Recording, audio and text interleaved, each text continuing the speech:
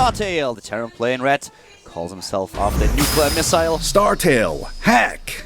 StarTale hack, can he provide the first win for his team today?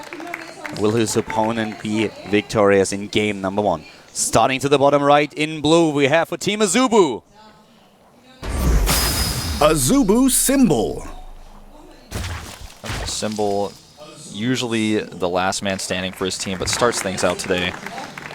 One of the things that is quite interesting to note here is that in the GSTL so far on this map in particular, we had quite a few Zerg versus Terrans, and Terran won every single time. So that's something that is definitely noteworthy. It seems right now to be a map where Terran players are quite confident in winning.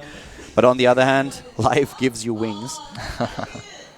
Well, he'll come out probably a little bit later. I only saw him take away wings from people like Flash and other players, but still. Didn't make them feel like they were playing Wings of Liberty, that's for sure. But Yeah, you're right about this map. You know, it seems like in the late game drop play is so difficult to do. It's hard to hold your external hatcheries that are around the edges of the map because your creep's not over there. Once a Terran clears up the creep in the middle of the map and keeps dropping, and if your mutas are dead, it becomes very difficult to keep control over the map, whereas a Terran player can set up bunkers and Widow Mines to defend their bases against run-bys. Yeah, this is in general one of the problems that Zerg has been struggling with a little bit, and there have been... The thing is, for Zerg right now, it's this choice. Do I go for a Mutalisk composition or do I try something different? The problem if you don't go for Mutalisk is you really struggle with the drop layer of your opponent. And this is one of the main reasons why a lot of the Zergs go still into Mutalisk play. But a lot of them have now starting to just experiment a little bit with different unit compositions, trying to find a way to actually deal with the Mutalisks. And for example, what we see some players do is just having like small forces that run between the bases, trying to intercept drops, ships whenever possible. You can do this with Hydralisks, for example. You can just crawl up in your main base a little bit more and also at the natural in the third. So there are different paths that Zerg go down these days to make it a little bit more difficult for Terran players to execute their traditional style. Exactly. It's really interesting to see that we're seeing a really quick CC without any Reaper pressure. We've been seeing most players go for the early Reaper Scout in this matchup. Not all, but most players are favoring that.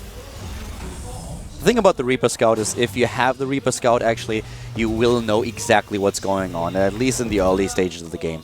We have now the double gas going down for Hack, which is really quite interesting. This is a little bit what we've seen in Wings of Liberty for a long time. Just starting with an early CC, going straight into the double refinery. But on the other hand, we also have a really early gas here for Symbol, who goes straight into speed. Yep, and he's still got one mining worker in there, and the SCV goes down, so he doesn't know any longer now whether the gas is going to continue to be mined. So far, it's still just one inside. Well, right now what we see for Symbol is, of course, also the expansion that he's currently building. That is actually a really nice shot that we have. That is pretty cool. So you can really see the Overlord pattern on this enhanced large minimap a little bit better. How you try to position your Overlords on a map like a kill on flats. You have to make sure that you have an Overlord over at the potential fourth base for the Terran player. You want to have the option of going into the main base and at the same time trying to get one of the Overlords into position at the third so that you always know what exactly is going on. It's really crucial that you make sure that the Terran player don't intercept these Overlords, because one of the most horrible things for a Zerg player to happen early on is losing an Overlord. Yeah, it really messes up your entire build, it messes up your vision. The only thing you can hope to get out of it is maybe killing whatever killed your Overlord, but usually not a good trade. So you can see the minimap here just being enlarged once more. Roach Warren is started, and we could very well see very aggressive attack coming out. Actually, this looks like a Roach Baneling. That's what we currently see. With a third base behind it. No, he goes into additional drones now. I think he just decided that he doesn't want to go for it. Usually what you do when you go for Roach Baneling aggression is that you start at roughly 36 harvesters. That's the amount of harvesters that you rely on, but now with the additional ones coming out, it doesn't look like it. This is more of a Roach attack without the Baneling nest. He just wants to trade for as many SCVs as he can with his Roaches. Hope that doesn't get scouted until late.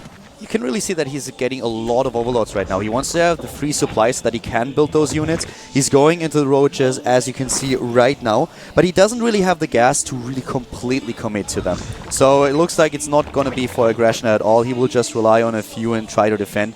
With 6, he can still poke a little bit on the map, but he won't be able to do a lot of damage. He won't commit to this. The Hellions are going to see this right away. They're positioned, the 4 of them now together in the middle of the map. So when the Roaches move out, he'll see this. He'll have enough time to react, and it's just going to be whatever. Oh, Yeah, he almost got that drone. If he could delay it that third, that would be so good. Actually, it's already started. My bad. I'm like, looking at this. We actually have like a completely new UI, and we have our observing computer now. I've been toying around with it, trying to figure out how everything works on this map, and it's very new and very different. Yeah, for both of us, getting a little bit adjusted to the new interface. We now have an observing computer, but it's not the old setup anymore.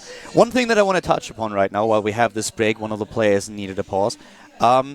We have now the roaches shown. So Hack at this point, we have him on screen here. He saw a few roaches, but he doesn't really know how many there are. So what he did immediately upon seeing the roaches, he started the first marauders. So he's a little bit anxious that there is a good, huge timing attack coming out of his opponent. There are a lot of timing attacks that you can execute with roaches as a Zerg player. There are 2 base timings and also a 3 base timing that includes getting the 3rd base at the same time. That's not what we see from Symbol. Symbol just relies on 6 roaches right now, trying to move out a little bit. Make sure that those Hellions cannot push the creep back, but this is something that Hack doesn't know, so he wants to be super safe. He's going into double Widowmine right now, and he has the Marauder coming out. If there was a huge road commitment, he would be ready. Exactly. He's very meticulously continuing to scout with his Hellions right now. He's going to where the Watchtower would be, and unfortunately for him, there's no Watchtower there, and also the Overlord's there to give vision, so he can't pick off any shots with the Hellions. And it looks like Symbol's actually just going to keep the roaches here for Hellion defense. He's not even going to use them. This is so smart because he knows he's been scouted. Uh-oh, though. Those Hellions could pick off those 3 drones. Yeah, could pick off the drones, and they do, but the roaches are already on their way. The problem is there's no creep spread between the 2nd and the 3rd, so he needs to have a little bit more time. But nice intercepting those Hellions, trying to take all of them out, but a lot of the drones are down. Oh, wow. Just a stack up there being a little bit too overconfident. In total there, 12 workers killed. This is definitely more than he wanted. This is a little bit of a problem. The original idea of Symbol was to have 6 roaches ready to deal with the Hellions, but now suddenly they snuck past, and at this point it still looked fine. With a decent drone split, he could have avoided the worst, but now he lost 12 of them, and that's definitely a bad start for him. Yeah, really, really bad.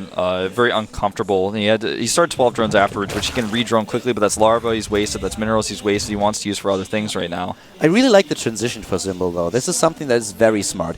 You know, so many times when you try to rely on Ling and Baneling as well as Mutalisks later on, you are a little bit vulnerable, especially to a commitment to Hellions. So what Symbol does is he starts with the Roach Warren and he builds the first 6 roaches just to have something against the Hellions to suggest to his opponent, I might actually attack you, so do something and build a few defensive units. And then he transitions into double upgrades, following Mira Baneling. Yeah. Really smart. The upgrades he has are very significantly ahead with the build that we see Hack choosing. He picks off the Overlord very smartly with his Medivacs. He's going to hit this push, but with the Baneling Nest being there and all these Lings coming out, he's going to have just enough to defend relatively easily. As soon as he gets those Lings out, he can start the Banelings. He needs to do it now, though. Yeah, here comes the Spire as expected, going into Mutaling Baneling. The Roach is still looking strong. He wants to buy some time. The 1-1 is not done yet. Yeah, this is just a great push out here by Hack. He knows he can lift up and get away at any time. He wants to be able to force out the Lings. Uh-oh. That's a lot of damage done. Yeah, this is not actually ready yet. Here come the Zerglings, finally moving in. +1/+1 is ready, but there are 2 Medivacs just healing the entire Bioforce. That's too much, though, for Hack to handle at this point. Nice pickup. I cannot believe he was able to set both of those Widow Mines. He gets them away. He just knows comfortably until the Muse are out, he can continue to do pokes like this, force his opponent to make units instead of drones, and that's exactly what's happening. 32 Lings on the way. He's going to also use those probably to pressure the 3rd base. +2/+2 also being started, and the Hack is definitely in a bit of a peculiar spot. He cannot safely take a 3rd at this point. He has the 3rd, but that might be the first thing that his opponent attacks. So a very awkward spot for Hack to be in right now, even though he spotted the Spire, which is of course the most important information for the channel player. Yeah, he needs to know that, of course, so he can prepare accordingly. He has the ability to make turrets. He could just use Widow Mines for defense. He said, uh-oh, this could be devastating. He sends the Lings over, and he does! Oh, that could have been a little bit better, but he still has one more, don't forget. Yeah, the 2nd Widow Mine didn't trigger yet. Here we go. And he takes, he actually saves both Widow Mines again. Yeah, really nice. Nice. Continue to keep 2 Widow Mines with his army at all times so that he can avoid these Lynx rounds and then pick up. But once the Muse are out, which 10 of them are on the way, this is going to stop. Talking about the Mutalisks, could you double check that he really saw the Spire? Because he didn't build any missile turrets at all. Yeah, I'm a little bit surprised he didn't make those. Yeah, he saw it for sure. So that's a little bit weird. I guess he just is confident with his Widow Mines and his pressure right now for a little bit longer. He does have bunkers up at his bases, but, you know, that's not always enough. Yeah, what you usually want is at least 1 or 2 missile turrets in addition to the Widow Mines that you have in your main base. And one of the main problems that you have with Widow Mines in the main is, of course, that they need supply. So that's something you don't really want to have. But he didn't build anything just yet. On the other hand, the Mutalisks are now out. 30 additional Zerglings are being built. This is quite the army that Symbol is now just manning up, and he already has +2/+2 nearly completed. It's going to take a little bit longer, but if he can buy that time, he's moving in though. He surrounds the entire army and forces a lift. A few more units on the ground. A decent Widowmine hit, but he has to get out of here. The Widowmines are going strong, but only hitting a couple of the Zerglings. There are so many of them that are being taken out.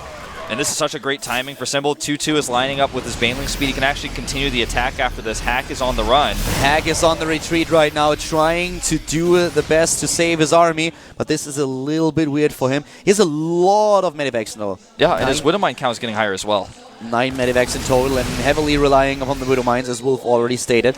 The problem for him really is that the upgrades are not keeping up with the Zerg player at all. +2/+2 is now done, and it's going to take quite some time for Hack to complete his own second set of upgrades. Yeah, and the counterattack is on. There is a nice wall here. But the scary thing is Hack lost a lot of his reinforcements across the map. We may have a big engagement here. Baneling speed is done. The Muse come from behind. He can't really escape. He's going to lose all those medivacs if he doesn't pay attention.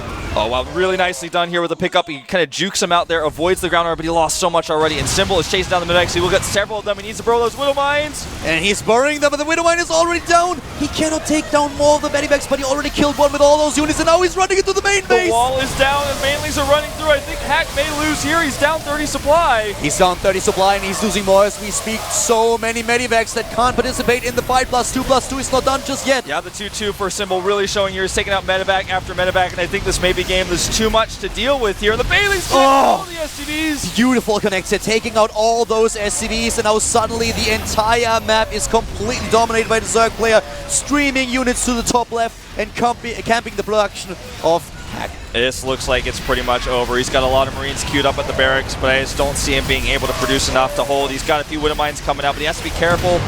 He doesn't really have the anti-air. He's building so many Marines, but as soon as the Marines are out of the barracks, they're being taken out by the Mutalisks, and there is GG.